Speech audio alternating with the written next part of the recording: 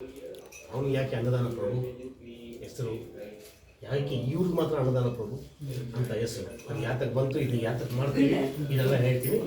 ಕಿನ್ನಕ್ಕೆ ಧರ್ಮಸ್ಥಳ ಹೋಗಿರ್ತೀರ, 265 ದಿನ ಊಟ ಆಗ್ತಾನೆ ಇರ್ತದೆ. ಇದ್ರು ಆ ಅಪ್ಪನಿಗೆ ಅನ್ನದಾನ ಪ್ರಭು ಅಂತ ಕರೆಯೋದು. ಇಲ್ಲಿ ಸಪ್ಲಿ ಮನೆಯಲ್ಲಿ ಬರೀ ಮುಗಿಯಿತು, ಬರೀ 3 ತಿಂಗಳು ಮಾತ್ರ, ನವಂಬರ್ ಡಿಸೆಂಬರ್ ಜಾನ್ ಅಲ್ಲಿ ಮಾತ್ರ ಅನ್ನ ಹಾಕಲ್ಲ. ತಿರುಪತಿಗೆ ಹೋದ್ರು ಅಷ್ಟೇ 365 ದಿನ ಅನ್ನ ಹಾಕ್ತಾರೆ.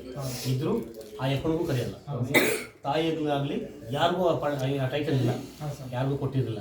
ಯಾಕೆ ಈ ಯಪ್ಪನಿಗೆ ಮಾತ್ರ ಅನ್ನದಾನ ಪ್ರಭು ಅಂತ ಕೊಟ್ಟಿರೋದಂದ್ರೆ, ಈ ಮಹಾಭಾರತ ಕೇಳಿದ್ರಲ್ಲ ಕರ್ಣ, ಇವನೇನು ಮಾಡ್ತಾನೆ, ತನ್ನ ಜೀವ ಕಾಪಾಡುವಂಥ ಕುಂಡಲ ಎಲ್ಲ ಕಟ್ ಮಾಡಿ ದಾನವ